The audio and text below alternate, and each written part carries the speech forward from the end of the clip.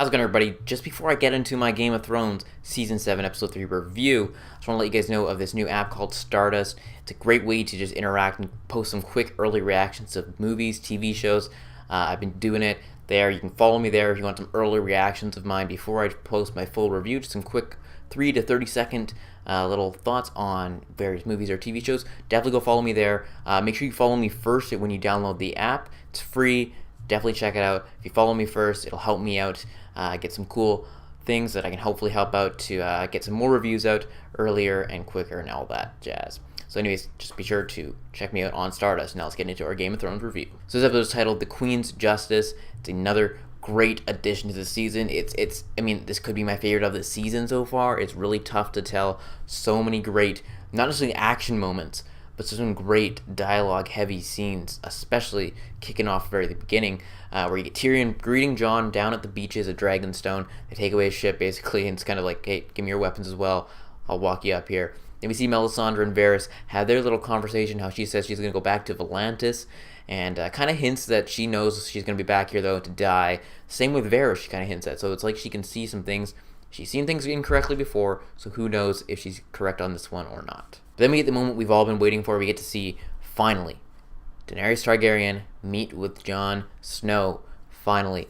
This is one of my favorite scenes of the whole series, because just to see these two characters that have not interacted at all, pretty much the power players for the rest of this series, finally meet and interact was so fantastic. One of the funniest moments just right off the bat was just them listing off Dany's names, and then Davos just saying, "This is Jon Snow. He's King of the North." It was so great how he delivered that. It's some much needed humor that we get a lot, or somewhat a decent amount of, but just a great moment for Davos there. And it continued on when Davos was basically, when Dany wasn't having any of Jon's shit, saying, you gotta bend the knee, you gotta bend the knee. And Jon's like, hey, he's been through hell and back. He almost let slip, though, and Dany's curious of this, as we see later on in the episode, of what Davos meant by he's been stabbed in the heart and everything like that. He almost let slip that, hey, Jon's been dead and he's come back to life. So that was a really great scene. I think it was like that whole chunk of time. I think it was like 15 or 20 minutes of the whole episode, and I ate up all of it. But then we see Dany hear the bad news. Varys comes in and basically says, hey, I gotta tell you something really important. And basically it's Euron. He's taken out everybody. She finds out this news, and Dany's put between a rock and a hard place here. Then we cut to seeing Theon. He's been rescued out of the ship from his, I believe it was his own men, not Euron's people. And basically they think he's a coward now, basically, and they don't give him any respect at all. Which, can you really blame them? Can you really blame them? I mean, I feel for Theon, but at the same time, the men, they're like, you just bitched out the whole time. So, just that little small scene of Theon this week. But then we see Euron's parade into King's Landing. He has both Ellaria and Tyene Sand there, and they're basically coming into King's Landing. She gives them to Cersei. Here's your gift. Now marry me. And Cersei's like, yeah, I'll marry you after the fact. We finish this war and everything like that. He gives Jaime a couple more shots, just these things of talking about his sister in bed and everything like that. And Jaime's like, are you kidding me? I can't deal with this guy anymore. It's going to be a fun dynamic to see if we see any more of Jaime and Euron together and how that's going to play out. I mean, who knows? Is Jaime going to eventually turn on Cersei? I mean, I want him to so badly, and you see the hints of him, like, wanting to rebel, but he doesn't quite do it. So I want that to happen eventually. But basically, Cersei brings Ellaria and Tyene back down into the dungeons and basically says, hey, this is how I'm going to torture you, basically. I'm going to kiss your daughter the same way you did to Myrcella, and basically she's going to die the same way. Who knows how quick it'll happen, but you're going to watch her die, basically.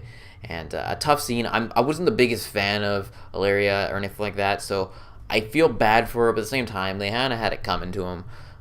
But I mean, I'm not on Cersei's side, so it's a weird dilemma that you have there as an audience member. But you're seeing how far Cersei's gonna go. Like she's done some bad shit lately, like with the whole Septa Baelor and everything like that. There's a lot of shit going down. And you see Cersei and Jaime, they're kind of she's so happy about that. She gets all worked up over that and wants to go with Jaime to sleep together. Jaime's like, someone knocks at the door, let's hide me. And he's like, no, I don't care anymore. I'm the queen. I do what I want. Basically, the Iron Bank is there and said, hey, you're poor. We need your money. So Cersei thinks up this plan of how she's going to get some money. Don't worry, I will have your money soon. And we find out how a little later on in the episode. Then we see Jon and Tyrion, their conversation. And I love seeing these guys together. We haven't seen them together since, I think, episode 3 of season 1. That was the last time we saw them together when they go up on the wall and he pees off the side of the wall and everything like that. So it's great seeing their dynamic back together, and the whole thing. I think it's in the next scene with the whole. A wise man once told me when he's talking with Danny was a very hilarious another moment. It's quite funny, but yeah, the whole conversation is like, hey, like you got to understand where Danny's coming from. Like, you're this foreign person. She doesn't know who you are. The last thing she knows is that your father fought against her, like your father fought against her father. So like you have to understand that she doesn't want to focus on that thing. It's not in her business right now. She wants the Iron Throne. That's what she's going for. So maybe you can ask for something else. And basically says, hey, how about Dragonglass? And Tyrion finally convinces Danny to say, hey, let's get that Dragonglass. Let's let them do that. Creates a little ally. You don't have to like necessarily support them. But Danny adds in like, hey, I'll send you some of my men as well, which I don't know if is the right call, especially what happens again later in this episode from Danny. Like she says like, hey, I'll give you some Dragonglass and a few of our men. So added bonus with the few of the men thing. I didn't see that coming. But Sansa is in charge at Winterfell. She's basically trying to look after, find out if we have enough food for the long winter, and if they're making the right armor and everything like that. Peter Baelish says some weird coy things that potentially could have a lot of meaning, where he says like, hey, everyone's your enemy. Everyone, you gotta watch the north, south, east, west. Everybody, history repeats itself basically, and says like this will happen basically. So everything that can happen will happen, and some weird twisted thing that I'm not too certain what exactly it means yet, but I'm sure it means something because Littlefinger's always up to something. But then we get word that Bran is back. They reunite. A nice moment between, like, Bran's like, I can't hug you. I can't really move here, so you gotta come and hug me. Sansa gives him a big hug, and then they come and sit by the weirwood tree, and basically Bran kind of just bluntly saying, like, hey, I'm the three-eyed raven. I can't rule. I can't be the person that rules Winterfell right now. This is my job now. And he's trying to explain to her what the three-eyed raven is, but by proving his point, is like, hey, this is the night, this is the same type of day that was when you and Ramsay had your wedding night, and he did some not so good things to you and everything like that. And it's like, Bran, you gotta learn how to talk to people. You can't just say these things. And Sansa kind of walked away like, I'm out of here. Like, I can't deal with this. You're bringing up terrible memories for me. So I don't know what Bran's logic was there in bringing that stuff up. I feel like he could have gone about that a little bit better. Down at the Citadel, we see Jorah, and he's all cleared up. He's clean. He's no more grayscale. A little scaly and stuff like that, and like kind of looks like he's burnt or something on his skin there. But basically, they poke him with a stick and say, "Hey, you're clear." I would not have shaken his hand at all there as Sam. That's some big things. Like I would not have done it just because there's always that chance. I don't want to get grayscale. Sam thinks he's gonna get kicked out of the Citadel. He's like, "Nope, I'm not. I might be rewarded, and nope, you're just gonna have to write out these parchment papers and everything like that and rewrite them because they're getting old."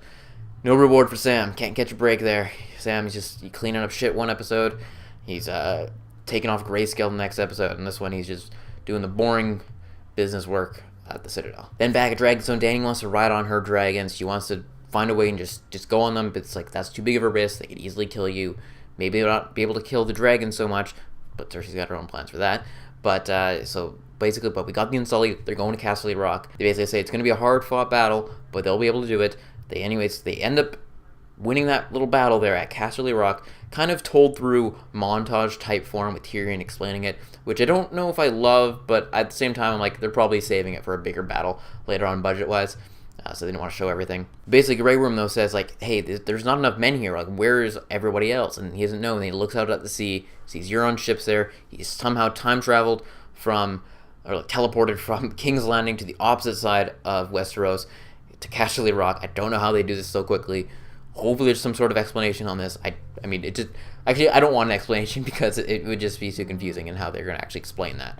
But we get to see that Jaime is actually taking a lot of the troops from Casterly Rock down to Highgarden. They're storming Highgarden. They basically take out all the Tyrells there. While the Reigns of Casterham music plays in the background, kind of symbolic that all the Tyrells are gone. Great little music nod there. And basically he confronts Lady Olenna. Basically, this is how they're getting their money, because the Tyrells are the other rich house. They'll take all their money, pay back the Iron Bank. Lannister always pays their debts. But we get a great scene between Jaime and Olenna, one of my favorites of this episode. He's like, hey, Cersei's not going to hang you. I kind of talked her out of this thing. I talked her out of these torture things. Here, just take this poison, drink it, and you'll die. Okay, it's the best way I can do it for you. But then after she drinks it, she's like, hey, it's not going to be painful. Nope, okay, I'll drink it. By the way, I killed Joffrey. And just a great moment. Jaime's reaction was like, are you kidding me? This lady, like, killed Joffrey. She's like, I didn't know it was going to be so painful. Didn't know it was going to, like, turn all purple and everything like that. But, hey, whatever happens, happens. And she's like, let Cersei know that that's what I did. And that's where the episode ends. And I was like, this is the fastest hour and 3 minutes I've ever seen because I want more of this episode. I was just so locked into it, and I just wanted more.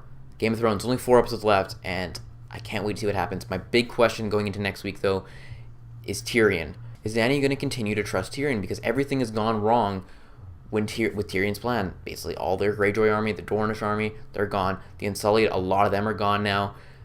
She's in trouble. Cersei's smart, and she's winning this one so far. So I don't know if Dany's going to continue to trust Tyrion, and I'm worried for Tyrion that he's going to get banished or something bad's going to happen to him. Just because I don't know what's going to happen. So anyways, another great episode. So many good things, so many big things happening this week. I loved it. Let me know your thoughts on this episode in the comment section below. Do you think Dany and Tyrion are going to go separate ways? Is what's going to happen with all that? Let me know in the comment section below. Again, be sure to like this video and subscribe to have more videos each and every week. Remember to download and follow me first on Stardust. It'd be a big help. My username is just Brad Thomas on there. Hopefully I'll pop up near the front when you sign up for the app. But yeah, just again, follow me first there. Help out greatly. That's it. I'll talk to y'all later.